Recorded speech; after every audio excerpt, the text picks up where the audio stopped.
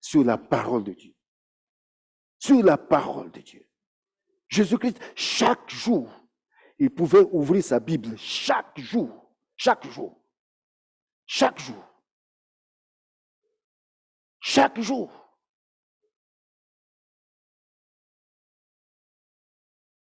Chaque jour, il est la parole faite chair. Il est la parole lui-même. Et il aimait partager cette parole autour de lui.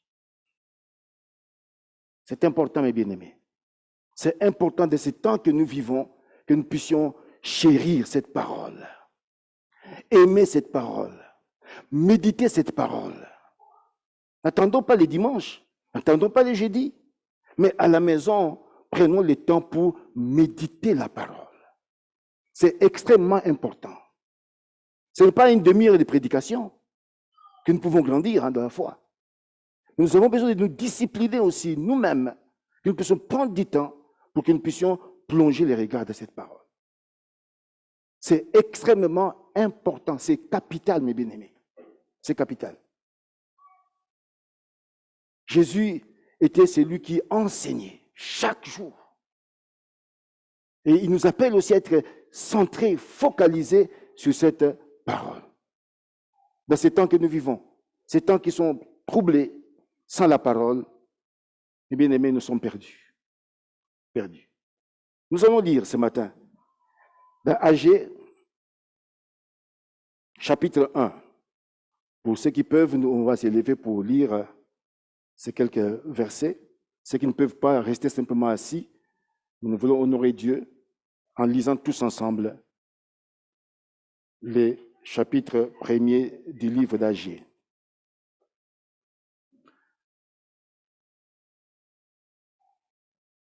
Voilà, on va y aller.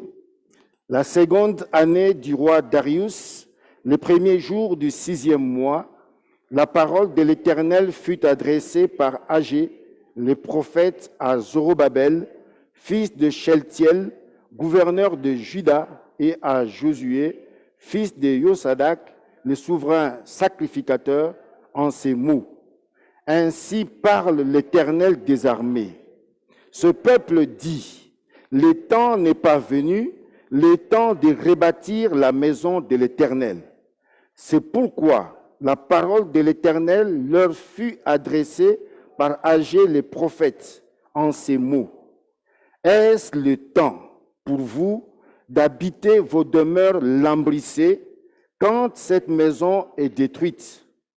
Ainsi parle maintenant l'Éternel des armées. Considérez attentivement vos voies. Vous sémez peu et vous recueillez peu, vous mangez et vous n'êtes pas rassasiés, vous buvez et vous n'êtes pas désaltérés, vous êtes vêtus et vous n'avez pas chaud. Le salaire de celui qui est à gage tombe dans un sac percé. Ainsi parle l'Éternel des armées, considérez attentivement vos voies. Montez sur la montagne, apportez du bois et bâtissez la maison. J'en aurai de la joie et je serai glorifié, dit l'Éternel. Vous comptiez sur beaucoup, et voici, vous avez eu peu. Vous l'avez rentré chez vous, mais j'ai soufflé dessus. Pourquoi, dit l'Éternel des armées, à cause de ma maison qui est détruite, tandis que vous vous empressez chacun pour sa maison. C'est pourquoi les cieux vous ont refusé la rosée et la terre a refusé ses produits. J'ai appelé la sécheresse sur le pays, sur les montagnes, sur le blé, sur les mous, sur l'huile, sur ce que la terre peut rapporter, sur les hommes et sur les bêtes et sur tout le travail des mains. Zorobabel, fils de Sheltiel, Josué, fils de Yosadak, le souverain sacrificateur, et tout le reste du peuple entendirent la voix de l'Éternel, leur Dieu, et les paroles d'Agé, le prophète, selon la mission que lui avait donnée l'Éternel, leur Dieu. Et le peuple fut saisi de crainte devant l'Éternel Agé, envoyé de l'Éternel, dites au peuple, d'après l'ordre de l'Éternel, je suis avec vous, dit l'Éternel. L'Éternel réveilla l'esprit de Zorobabel, le fils de Sheltiel, gouverneur de Juda, et l'esprit de Josué, fils de Yosadak, le souverain sacrificateur, et l'esprit de tout le reste du peuple. Ils vinrent, ils se mirent à l'œuvre dans la maison de l'Éternel des armées, leur Dieu, le 24e jour du 6e mois, la seconde année du roi Darius. Amen. Amen. Amen.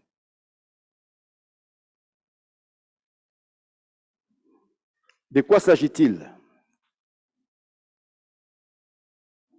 Il y a quatre parties dans ce message que j'aimerais vraiment ce matin, par la grâce de Dieu, transmettre au peuple de Dieu.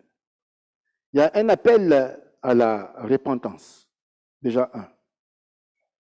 Il y a un appel aussi ce matin à ce que nous puissions manifester la crainte de l'Éternel.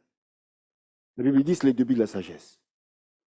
On l'a chanté ce matin, sauf erreur de ma part. Mais un appel aussi ce matin à ce que nous puissions servir notre Dieu avec zèle. À deux reprises ce matin, Sébastien, tu as dit que Dieu, c'est ta prière ce matin, qu'il puisse avoir la première place, être le premier de nos cœurs. J'aimerais que ce matin, ce soit une réalité pour chacun de nous, pour nos familles et pour notre assemblée. Un appel à servir ce Dieu de tout notre cœur, avec zèle.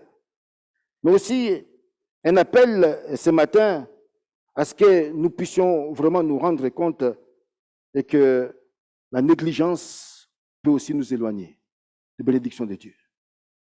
La négligence. De servir Dieu négligemment. Ça peut nous éloigner des bénédictions de Dieu. Qu'est-ce qui se passe? C'est un contexte qui était extrêmement difficile. Le peuple d'Israël, comme vous le savez, il était déporté. Il se retrouve à Babylone.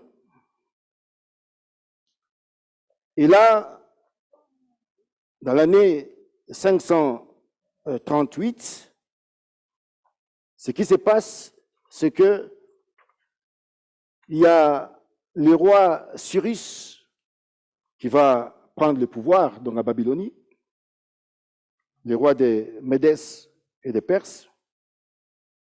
Et c'est avec ce roi Cyrus que Dieu va révéler l'esprit. Vous lisez dans Esdras, chapitre 1 jusqu'au chapitre 6, vous allez voir tous les détails du retour du peuple juif à Jérusalem.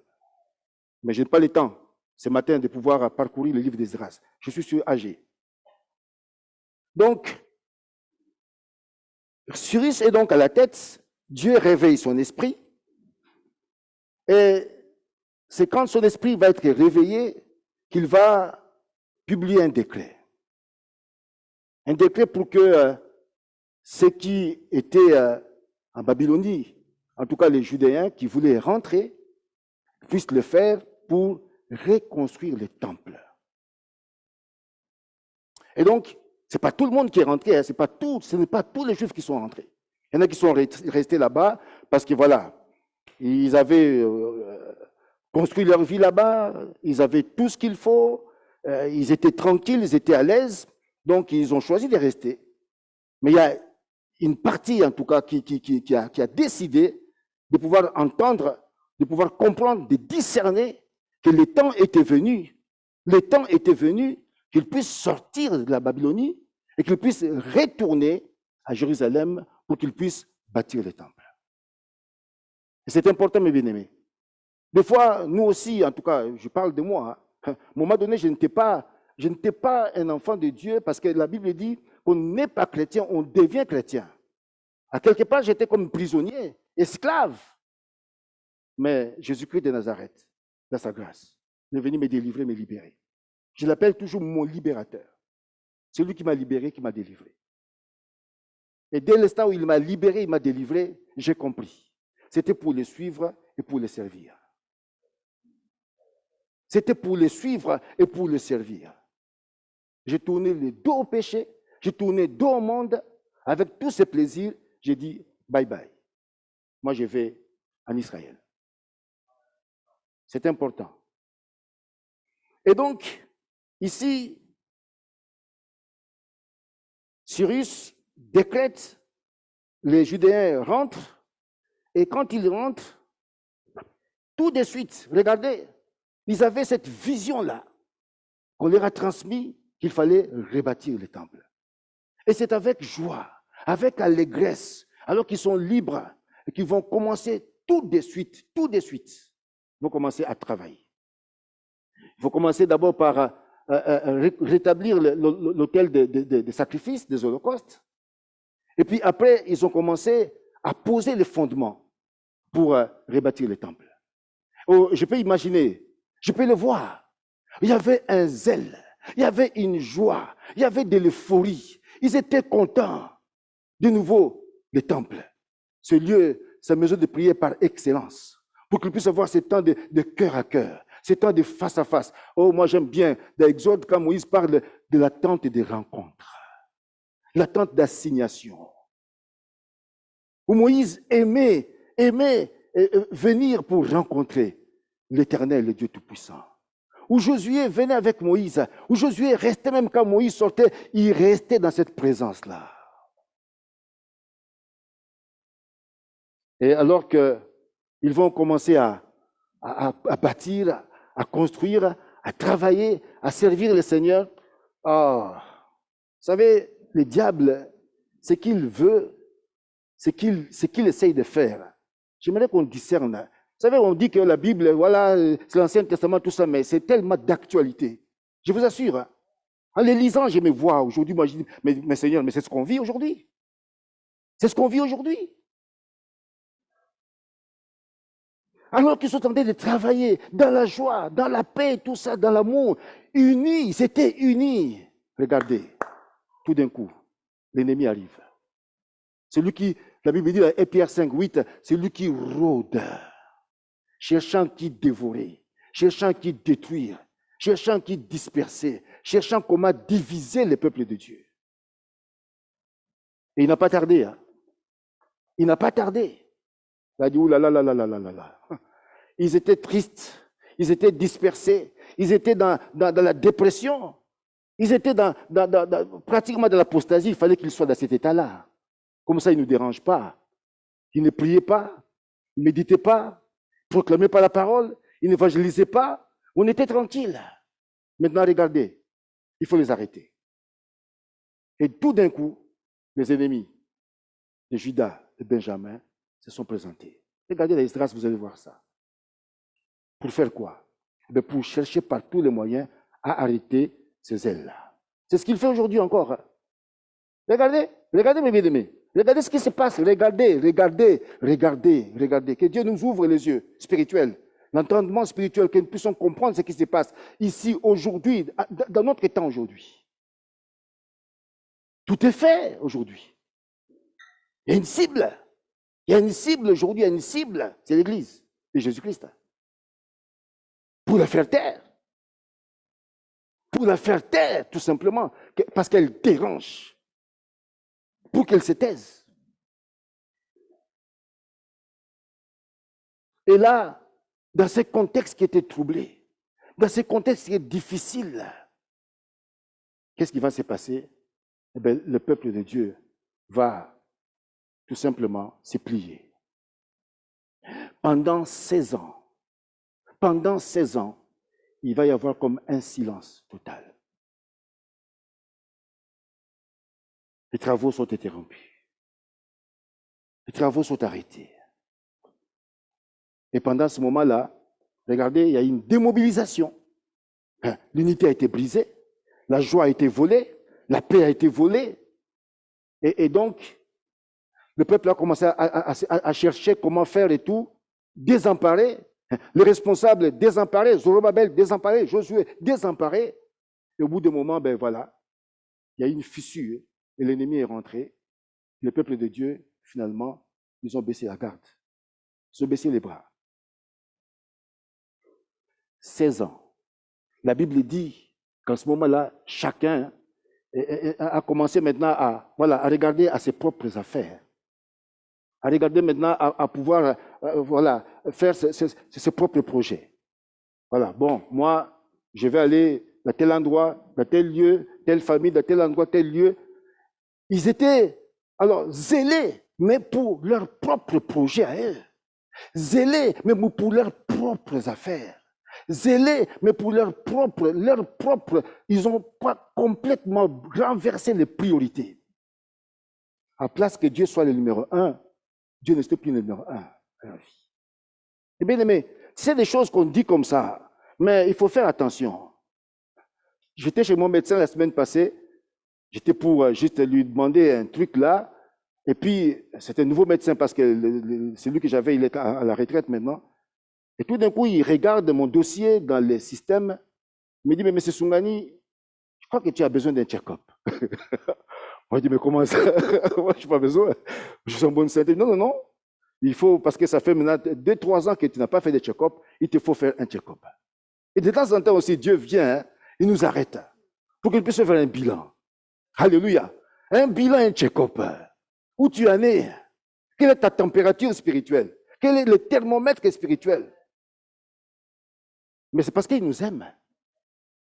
Et pendant ces périodes de troubles, où le peuple était complètement paralysé et tout, Dieu dans sa grâce. Aussi, j'avais un titre ce matin pour le message. Je dirais, Dieu est fidèle. Fidèle, quelles que soient les circonstances. Et ce matin, on parlait d'une alliance dans Isaïe 54. Puisqu'il avait une alliance qu'il avait conclue, Dieu est fidèle à son alliance. Fidèle. Dieu va venir, il va regarder son peuple pendant 16 ans. Comment est-ce qu'ils se sont époumonés? Comment est-ce qu'ils ont cherché par tous les moyens, voilà, chacun dans ses affaires à réussir et tout. Ils ont transpiré et tout. Mais il n'y avait pas grand-chose. Il n'y avait pas grand-chose. La pauvreté était là. Parmi les peuples de Dieu. Ils étaient réduits. Ils étaient là, ils se débrouillaient, mais ils ne comprenaient pas comment ça se fait qu'ils investissaient. Mais il n'y avait pas, finalement, de rentrée. Il n'y avait pas de dividendes, il n'y avait pas de bénéfices dans tout ce qu'ils faisaient. Et pourtant, ils étaient au four et au moulin. Il n'y avait rien. Et là, le Seigneur va envoyer un homme qui s'appelle Agé, dans ce moment difficile, moment sombre, moment qui était extrêmement angoissant. Dieu dans son amour, dans sa grâce. C'est lui qui n'oublie pas. Les hommes peuvent t'oublier, mais Dieu ne t'oublie jamais. Il ne va pas t'oublier. Il ne va pas t'oublier. Il ne va pas t'oublier. Parce qu'il t'aime. Et la Bible dit que cet homme âgé, dont le nom veut dire en fait, hein, il y a certains exégèses qui pensent qu'il est né un jour parmi toutes les fêtes d'Israël, hein, qu'il est né peut-être par un jour de fête. C'est pourquoi on lui a donné ce nom-là de en fait âgé, en joie. En fait, en joie. Alléluia. Oh, c'est une fête, non, ce matin? Ou bien? Oh, mais non, moi, j'avais le cœur qui battait vraiment quand on louait le Seigneur. Mais c'est une fête. Une fête ce matin, célébrer le nom de Yeshua. Une fête ce matin de pouvoir le louer. J'entendais des cris spontanés de la salle. Moi, je dis au Seigneur, c'est la fête. Notre Dieu est un Dieu de fête. Alléluia. C'est un Dieu qui est joyeux. Il n'est pas triste. Hein? Ah non, non, non, non. Que personne ne vous trompe. Hein? Dieu n'est pas triste. Hein? C'est un Dieu de joie. Alléluia. Oh, que la joie d'Éternel ce matin te soit donnée. Agé arrive et il va s'adresser au peuple. Il dit au peuple de Dieu qui était là, ainsi parle l'Éternel. Ce peuple dit. Quand Dieu dit, il ne dit pas mon peuple, mais ce peuple dit, c'est qu'il y a un problème avec lui et son peuple. Parce qu'en général, il dit mon peuple. Mon peuple, mon peuple. Mais quand il dit Agé, va dire à ce peuple, c'était avec Moïse pareil, hein, disant Moïse, c'est ton peuple. C'est toi. Et Moïse dit non, mais c'est ton peuple à toi. Là, il dit, va dire ce peuple-là. Ça veut dire qu'il y a quelque chose qui ne va pas. Par ironie. Et il parle. Il dit, mais ce peuple dit, le temps n'est pas venu, le temps de rebâtir la maison de l'Éternel. Le temps n'est pas venu. Le temps n'est pas venu, on a le temps, on a le temps. C'est ça qu'on appelle la procrastination. Le fait de remettre à des mains, le fait de remettre à des mains, le fait de remettre à des mains, alors que l'œuvre de Dieu est là, est en train des fois de mourir. Mais nous, en tant qu'enfants de Dieu, à la place que nous puissions nous engager, on dit, ah mais non, Seigneur, j'attends d'abord, il faut que je puisse trouver d'abord ce travail-là. Alors je vais m'engager. Je vais d'abord me marier, après je vais m'engager. Je vais d'abord faire ceci, je vais m'engager, trouver un travail d'abord, je vais m'engager, je vais d'abord avoir un enfant avant de m'engager. Et la Bible dit que Dieu va dire à Agé, le temps n'est pas, le peuple dit, le temps n'est pas venu, le temps de rebâtir la maison de l'Éternel. Et c'est pourquoi la parole de le fut adressée par Agé, le prophète, en disant, est-ce le temps pour vous d'habiter vos demeures lambrissées, quand cette maison est détruite? Il y a un problème?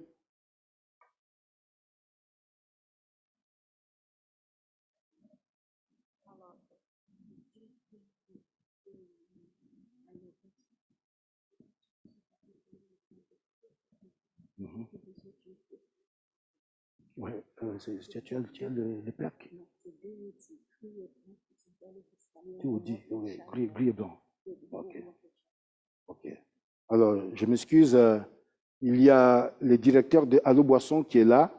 Il y a 2 véhicules qui sont parqués devant, 2 Audi, hein, Audi gris et de couleur blanche. Alors, merci d'aller voir ce qui se passe. Voilà, désolé pour cette interruption. Et je profite de l'occasion aussi pour saluer nos bien-aimés qui nous suivent par Zoom. Et donc, je disais que là, Dieu va dire à Agé de dire à son peuple que est-ce que le temps est venu maintenant et que vous puissiez habiller vos demeures, que vous puissiez lambrisser vos maisons pendant que pendant que ma maison est détruite. Alors, là maintenant, il reprend son peuple en disant, considérez attentivement vos voies. Considérez sérieusement vos voies. Regardez la manière dont vous marchez. Regardez la manière dont vous marchez, considérez-les, observez, regardez. Il y a quelque chose qui ne joue pas. Vous savez, dans Ésaïe 55, 8, la Bible dit que les pensées de Dieu ne sont pas nos pensées. Aussi élevées que le ciel, aussi élevées les pensées de Dieu. Ces pensées ne sont pas nos pensées. Et des fois, il nous faut aussi nous arrêter, faire un check-up, un bilan. Est-ce que ma marche correspond, est-ce qu'elle est en harmonie avec la pensée de Dieu, avec la parole de Dieu? C'est important. C'est important. Penser avec Dieu et marcher avec Dieu. Penser avec Dieu, marcher avec Dieu. Penser avec Dieu, marcher avec Dieu. C'est pourquoi dans Romains 12, la Bible nous recommande à ce que nous puissions renouveler nos pensées. Renouveler. On n'a pas toujours les pensées de Dieu. Mais si nous ne lisons pas la parole, si nous ne connaissons pas la parole, si on n'a pas la révélation de cette parole, si nous ne recevons pas la pensée de Dieu, dis-moi, tu marches avec qui? Tu marches avec qui? Enoch a marché avec Dieu. Noé a marché avec Dieu. Abraham a marché avec Dieu. Tous ces hommes-là, Élie, ils ont marché avec Dieu. Pourquoi? Parce qu'ils ont aligné les pensées sur la pensée de Dieu. Pour faire la volonté de Dieu. Non pas ma volonté, mais ta volonté. La volonté de Dieu, c'est dans sa parole. Hein. Ce n'est pas ailleurs. Hein. Ce n'est pas ailleurs. Et donc, le peuple de Dieu, en ce moment-là, il était complètement déphasé. Ils marchaient de leur côté, Dieu était de l'autre côté. Comment voulez-vous avoir cette communion, cette relation? Comment voulez-vous que Dieu puisse vous bénir? Vous n'êtes pas ensemble. Vous n'êtes pas ensemble du tout, du tout, du tout. Alors, la voiture 272 047, il faut qu'il arrive de la voiture tout de suite. Ça, c'est chez nous. C'est une voiture grise.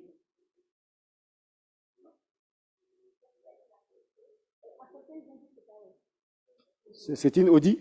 Oui. 272 047. C'est ça, 72 047. VD. Non, les autres sont pas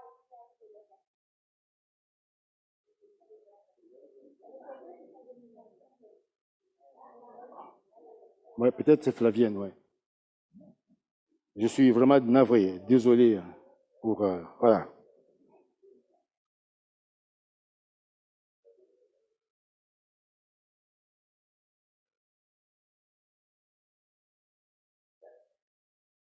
Considérez vos voies attentivement, sérieusement. Vous s'aimez beaucoup, vous recueillez peu. Vous mangez, dit l'Éternel, mais vous n'êtes pas rassasiés. Vous buvez et vous n'êtes pas désaltérés. Vous êtes vêtus, mais vous n'avez pas chaud. Il y a quand même un problème, un sacré malaise. Un sacré malaise. Et des fois, on peut toucher de l'argent. À la fin du mois, on a 5 000, 7 000 tickets. Et puis, au bout de quelques jours, on s'est dit, écoutez, mais où est parti l'argent? Est-ce qu'il n'y a pas des démons qui me piquent l'argent? Mais qu'est-ce qui se passe? C'est le tout avec rien du tout. Que des factures. Tout d'un coup, là, pour nous les Africains surtout, voilà, de bonnes commandes qui viennent, il y a tel qui est malade, il y a tel, ceci. Tout d'un coup, tu te retrouves avec rien. Rien du tout. Vous s'aimez beaucoup, vous récoltez très peu. Très peu. Si nous ne marchons pas dans la pensée de Dieu, mes bien-aimés, si nous ne pratiquons pas la parole de Dieu, il y a un problème, il y a un vrai malaise. Un vrai malaise. Des fois, il faut laisser les démons. Il faut les laisser. Que nous puissions nous-mêmes nous regarder face à face avec notre papa. Être sincère avec lui. Transparent avec lui. Dis Seigneur, oui, il y a quelque chose qui ne va pas. J'ai compris maintenant. Dieu veut nous bénir. Hein? Mais ce matin, il nous appelle à rentrer en nous-mêmes, comme le fils prodigue est rentré en lui-même, à nous examiner ce matin. Est-ce que les voies dans lesquelles tu marches sont vraiment les voies de Dieu? Est-ce que tu peux les aligner à la pensée de Dieu? C'est ce que tu demandes que tu puisses vraiment aujourd'hui faire, en cette saison-là. Considérer sérieusement. Et il va continuer à dire au peuple, mais voilà, le salaire de celui qui est à gage tombe dans un sac percé. Ainsi parle l'Éternel. Considérez, deuxième fois il revient, considérez vos voies. Il y a un problème. Si vous considérez vos voies, si vous rentrez à vous-même, si vous vous repentez, si vous comprenez qu'il y a un problème, il y a quelque chose qui ne joue pas, et que vous rentrez à moi, et que vous revenez à moi, que vous alignez sur moi, alors à ce moment-là, tout ira très bien. Matthieu 6, 33 dit quoi? Cherchez d'abord le royaume. Dieu d'abord. Dieu d'abord. Dieu number one dans mon cœur, dans ma vie. Dieu number one.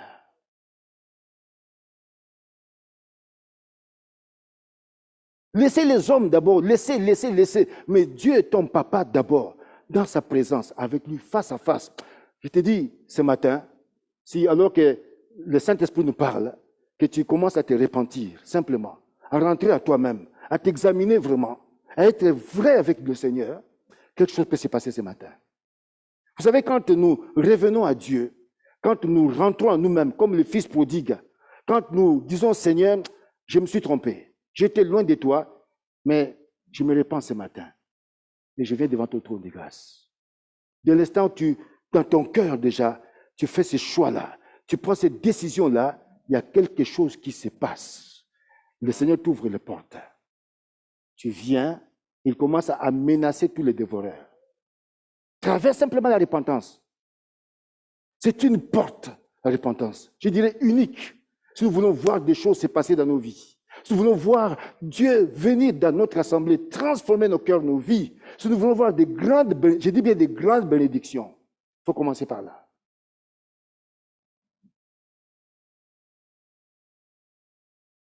Il dit, vous comptiez sur beaucoup, et voici vous avez peu. Vous l'avez rentré chez vous, mais moi, l'Éternel, j'ai soufflé dessus. Pourquoi? Dieu pose la question lui-même, il dit de l'Éternel des armées, il dit à cause de ma maison qui est détruite. Tandis que vous vous empressez, chacun pour sa maison. Dieu d'abord, son œuvre. Rappelez-vous de Jésus-Christ. Quand ses parents l'ont perdu, il avait 12 ans, dans les temples, qui sont venus pour pouvoir dire, écoutez, mais tu nous as fait de la peine, tu cherché partout. Mais qu'est-ce qui s'est passé tout ça? Qu'est-ce qu'il a dit à Marie, à sa maman et à Joseph? Ne savez-vous pas que je dois m'occuper des affaires de qui? Si tu ne t'occupes pas des affaires de ton père, qui c'est qui va les faire? Je te pose la question. Karine, si tu ne le fais pas, qui va les faire? Qui va les faire? Qui va les faire? Toi qui es né de lui, engendré de lui, toi qui es sa fille, mais il compte sur toi. Ma fille est là, Karine. Il compte sur toi, Jean. Il dit, mais mon fils est là. Il est là, mon fils.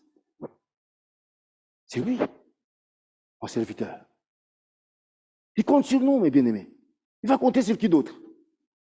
Il ne peut pas appeler les gens, les bouddhistes ou les musulmans pour faire son travail à notre place. Non. Il compte sur nous, il compte sur toi, il compte sur moi, il compte sur nous. Dans ces temps-là que nous vivons, où nous disons qu'il y a non, mais Seigneur, le temps n'est pas venu, mais il y a le Covid, il y a ceci, il y a cela. Mais Dieu est au-dessus de tout ça. Hein? Il est au-dessus de tout ça, mes bien-aimés. Il est au-dessus de tout ça. Lisez, quand j'ai commencé à lire cette parole-là, mais c'est incroyable. Dieu, il est infiniment grand. On l'a chanté ce matin, infiniment puissant.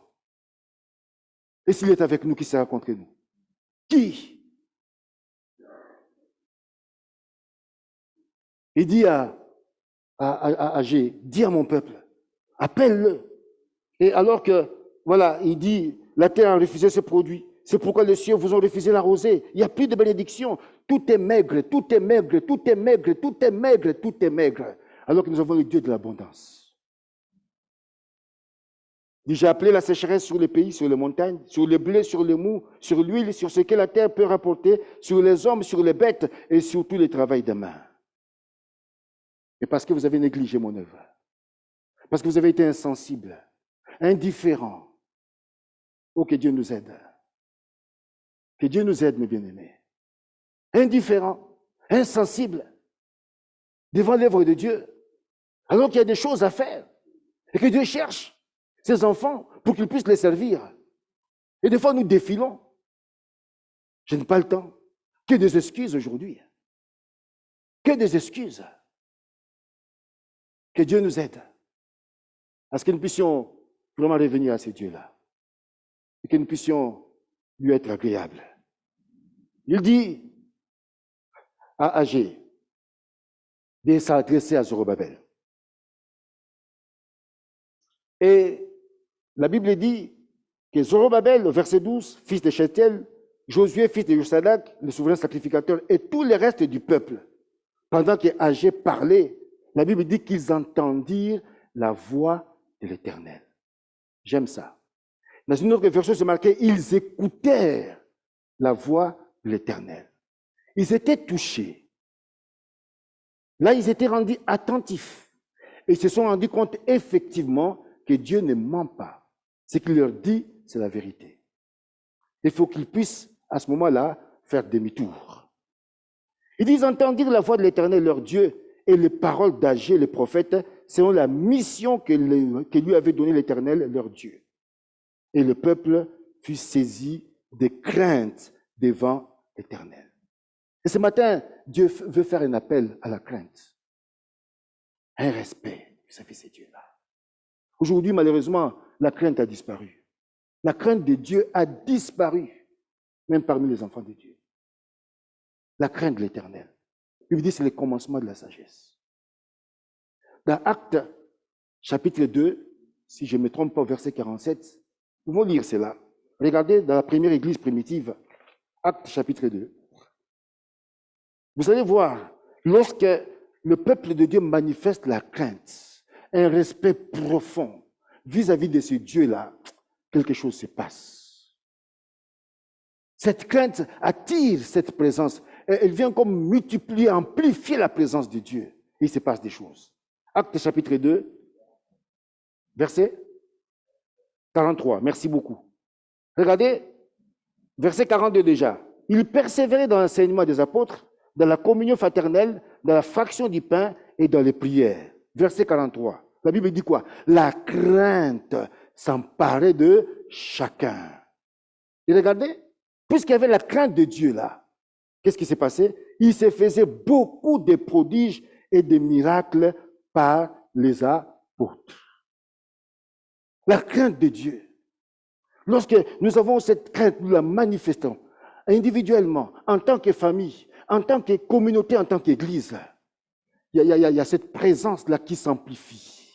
Et bien aimé, vous savez, simplement en louant le Seigneur, oh, il y a des signes, il y a des guérisons, il y a des restaurations, il y a des miracles qui peuvent se produire. Moi, j'en suis convaincu à 100%. À 100%. Dieu ne change pas. Il est le même hier, aujourd'hui, éternellement. Il est le Dieu qui est fidèle. Et bien aimé, j'aimerais ce matin que nous puissions prier que cette crainte-là soit notre partage. Dans nos maisons, alors que nous avons un culte familial avec nos enfants, nos familles, que cette crainte-là, de ce qui il est, permette que par le Saint-Esprit, nous puissions vivre des choses dans nos maisons, que nous puissions témoigner simplement que non, on a une visitation extraordinaire de ce Dieu-là, à cause de la crainte de ce Dieu. Et Dieu nous appelle ce matin à manifester cette crainte, pour que nous puissions voir sa grandeur se manifester au milieu de nous. Agé, verset 13, celui qui est l'inspiré de Dieu, il va dire au peuple, ça j'aime ça, d'après l'ordre de l'Éternel, quand la crainte va se manifester, Dieu va venir. Il va dire, je suis avec vous, dit l'Éternel. Alléluia. Je suis avec vous.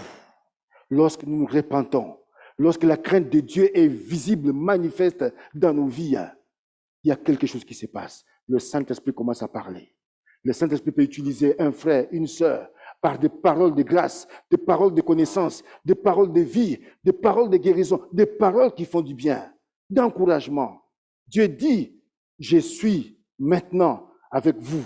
Maintenant que j'ai vu l'attitude de votre cœur, que vous êtes repentis, que vous avez compris que vous étiez loin de moi, que vous êtes approchés de moi avec crainte et tremblement, je viens vous dire que je suis au milieu de vous. Et quand Dieu est là, mes bien-aimés, Dieu n'est pas un touriste. Quand il est là, réellement, des choses se passent. Des choses se passent. Des choses se passent. Des choses qui nous dépassent. Je suis avec vous, dit l'Éternel. Et alors que le Seigneur va dire à son peuple que je suis au milieu de vous, quelque chose va se passer d'autre, mes bien-aimés. Regardez au verset 14. Il dit, l'Éternel réveilla l'esprit de Zorobabel. Merci Seigneur. L'Éternel réveilla, dans une autre version, je crois, de la Bible de Semeur, il dit l'Éternel anima, il va venir animer l'esprit de Zorobabel. Autrement dit, Zorobabel, son esprit était où? Endormi, à quelque part. Il était en sommeil. Hein? Tout responsable qu'il était, tout pasteur qu'il était, tout prophète qu'il était, tout je ne sais pas qui, lui, en l'occurrence, c'était un chef religieux, c'était le gouverneur de Juda. Mais lui-même, Josué, qui était le grand prêtre, le sacrificateur, mais lui aussi, le Saint-Esprit est venu réveiller son esprit pour dire qu'ils étaient tous endormis, tous à côté de la plaque. Ils avaient besoin de ce retour vers le Seigneur. Ils avaient besoin de manifester cette crainte devant Dieu. Ils avaient besoin de s'approcher de Dieu. Ils avaient besoin de que le Seigneur vienne au milieu d'eux et que le Saint-Esprit puisse réveiller. Réveiller d'abord les responsables, ceux qui sont à la tête. C'est important parce qu'ils sont censés entraîner le peuple. Ils sont censés mener le peuple. Ils sont censés être des exemples, des modèles pour le peuple, pour les troupeaux. Que Dieu nous donne, en tant que responsable, candidat à être des responsables, en tant que serviteur, servant de Dieu, que Dieu réveille notre esprit, que Dieu anime notre esprit, que nous puissions être de ceux et de celles qui sommes comme des exemples pour les autres, pour les brebis. Dieu réveilla. Et la Bible dit que l'esprit de tout le reste du peuple aussi s'est complètement réveillé. C'est aussi un appel ce matin au réveil. Un appel à une réforme, à un changement de mentalité, à un changement de comportement, de conduite, la manière de servir ce Dieu-là. De ne plus être indifférent et sensible, mais que nous puissions vraiment, comme on l'a dit ce matin, que Dieu soit celui qui occupe la première place. D'abord toi, Seigneur. D'abord toi. D'abord toi. Alors que je te cherche, alors que je te sers, alors que je te suis, alors que je suis dans une relation d'intimité avec toi, alors que, Seigneur, je suis obéissant, il y a quelque chose qui se passe. Des portes s'ouvrent ailleurs. Ton problème là, je t'ai dit ce matin, ton problème, c'est un petit problème. Je te l'ai dit ce matin, c'est un petit problème. Pour ce Dieu, le grand Dieu, c'est un petit problème. Un tout petit problème. Je te l'ai dit ce matin, c'est un petit problème. C'est ce problème par lequel tu es tu es agité, tu ne dors plus la nuit, tu as des insomnies, tu es déprimé. C'est un tout petit problème. Pour ce Dieu grand et puissant. Si tu entends sa voix ce matin, si tu te réponds ce matin, si tu rentres dans cette attitude-là, d'avoir cette crainte-là de qui il est, si tu te laisses ce matin toucher par le Saint-Esprit qui veut te réveiller ce matin, quelque chose va se passer de grand, d'énorme. Tu rendras témoignage à la gloire de Dieu. Je ferme la parenthèse. Il réveilla l'esprit de tout le peuple. Et la Bible dit qu'à ce moment-là, regardez, il y avait comme une osmose, comme une harmonie, aussi bien au niveau des responsables que de tout le peuple. Oh, c'est beau ça, c'est magnifique. Lorsque les enfants de Dieu, nous marchons main dans la main, nous marchons côte à côte, nous marchons unis, avec la même vision que Dieu nous donne. Nous marchons dans sa présence, nous marchons dans cette fraternité, cet amour, cette grâce qu'il nous donne de pouvoir nous entraider les uns les autres, de prier les uns pour les autres, nous soutenir les uns et les autres. Il y a quelque chose qui se passe d'extraordinaire, que vous ne pouvez pas imaginer, mes bien-aimés. Vous ne pouvez pas imaginer cela. Et la Bible dit que lorsque toutes ces choses-là vont être posées, claires, entre Dieu et son peuple, c'est comme une réconciliation. Qu'est-ce qui va se passer? La Bible dit, maintenant, les responsables, ainsi que tout le peuple. La Bible dit qu'ils vinrent maintenant. Ils étaient loin, hein? Maintenant, ils vont s'approcher. Ils vont venir tout près du Seigneur maintenant. Pour dire, Seigneur, nous voici. Nous sommes là ce matin. Nous avons compris. Et dans notre échelle de priorité, nous voulons changer les choses. Nous voulons changer nos agendas. Nous ne voulons plus mettre en priorité tout ce qui est accessoire, tout ce qui est secondaire. Nous voulons que tu sois le numéro 1, que tu occupes la première place. Et que nous puissions faire ta volonté à toi, être obéissants. Ils vinrent et ils se mirent à l'œuvre dans la maison de l'Éternel des armées, leur Dieu. Ils vont s'approcher, ils vont venir, ils vont répondre à l'appel de Dieu de rebâtir, à l'appel de Dieu de reconstruire les temples, à l'appel de Dieu de les servir, à l'appel de Dieu de s'occuper de son œuvre. Dieu nous a laissé une œuvre. Dans Matthieu 28, 20, il a dit quoi? Allez, c'est ça, non? Allez, faites de toutes les nations. Ah, je me rappellerai toujours un jour, Olivier, c'est ce qu'il avait dit. Hein? On était un jeudi ici. Olivier disait, ce que Dieu veut, ce que Dieu attend de nous, ce sont les âmes. Les âmes. Le salut des âmes. Où en sommes-nous dans ce domaine-là? Est-ce que nous saisissons les occasions, les opportunités qui nous sont données pour que nous puissions parler de l'amour de Christ? Parler de son retour imminent, de l'espérance qu'il y a en lui. On l'a dit ce matin, le monde est malade. Le monde souffre, mes bien-aimés. Le monde souffre. Il ne faut pas vous fier aux apparences qu'il y a. Oh là là. Vous voyez quelqu'un avec une grosse limousine, cravate, tout ça et tout, mais là-dedans, une souffrance terrible. Et tu es peut-être celui-là, le canal. Tu es peut-être que cet instrument-là, entre les mains, Seigneur, pour faire du bien à cet homme. Qu'on peut envier. Ah, si j'étais comme lui, j'avais une villa comme lui, j'avais une maison comme lui. Tu ne sais pas ce qu'il vit. Mais, Anne-Laure, ça c'est ton job, Christopher. C'est ton job à toi, Milan. C'est ton job, Wilson. C'est ton job, Fred, David. Vous qui côtoyez aussi des gens. Au-delà de l'apparence. Les gens qui, la nuit, ils ne dorment pas. Il a besoin de ton sourire. Un simple sourire. Mais comment ça se fait que dans ces temps de sinistrose comme ça, mais toi, tu es tranquille, tu as toujours la joie, tu as le sourire. Alors ici, une occasion pour parler de Yeshua. Je connais quelqu'un. Puis de donner la même joie, le même sourire que moi. La même paix que je manifeste. Il va être curieux. Il va croire que tu vas l'amener, je ne sais pas, chez un marabout ou bien chez un voyant. Il dit, oui, j'ai un voyant, tu peux venir, je peux te le montrer. Tu lui parles de Jésus-Christ de Nazareth. Il suffit de rien. Des fois, de rien, on a peur et tout, mais il suffit de rien pour que le Saint-Esprit puisse agir. Il a dit à Moïse, avec ton bâton là, c'est suffisant, vas-y. Dieu utilise les choses faibles pour confondre les fortes.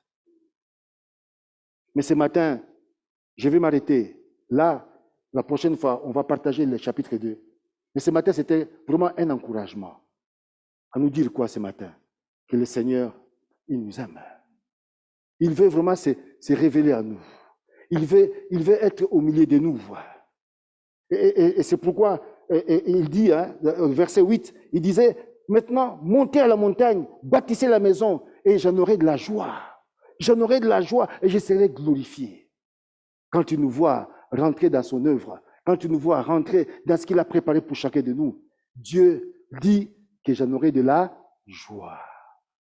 Vous allez me faire plaisir. Quand vous vous occupez de mes affaires, de mon œuvre, vous allez me faire plaisir. Est-ce que nous voulons faire plaisir à notre Dieu? Est-ce que nous voulons faire plaisir à notre papa?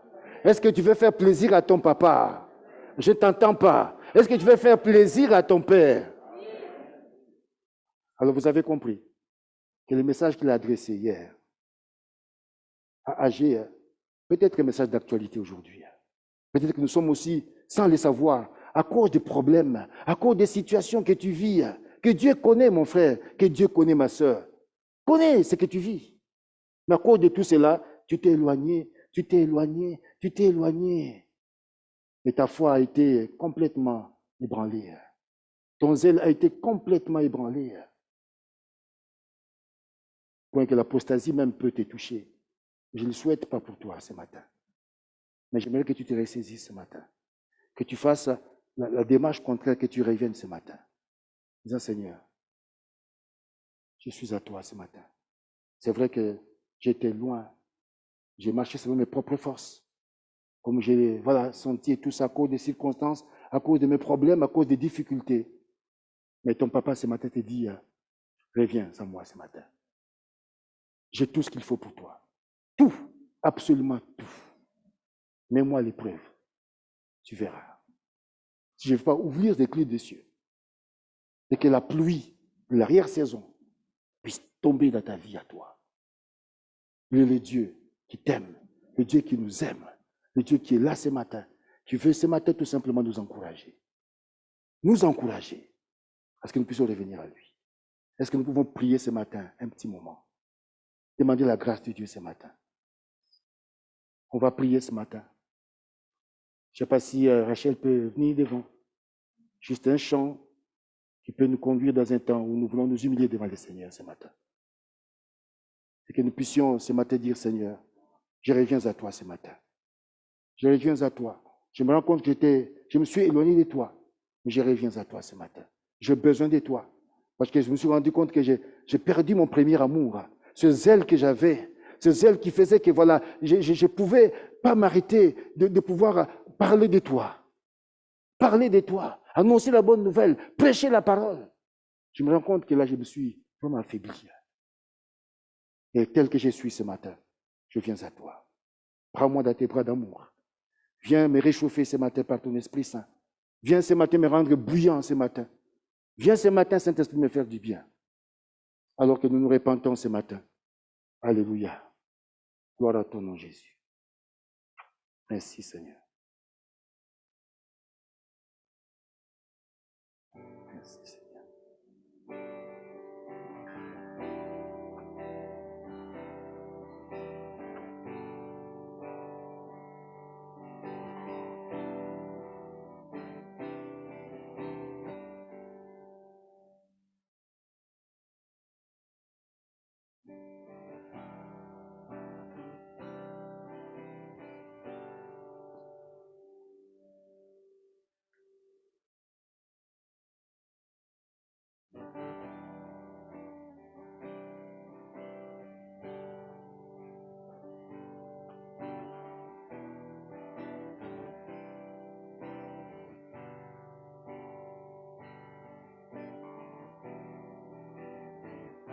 Seigneur, sonne nos cœurs ce matin. Sonde nos voix ce matin, Père. Sonde nos pensées ce matin, Saint-Esprit.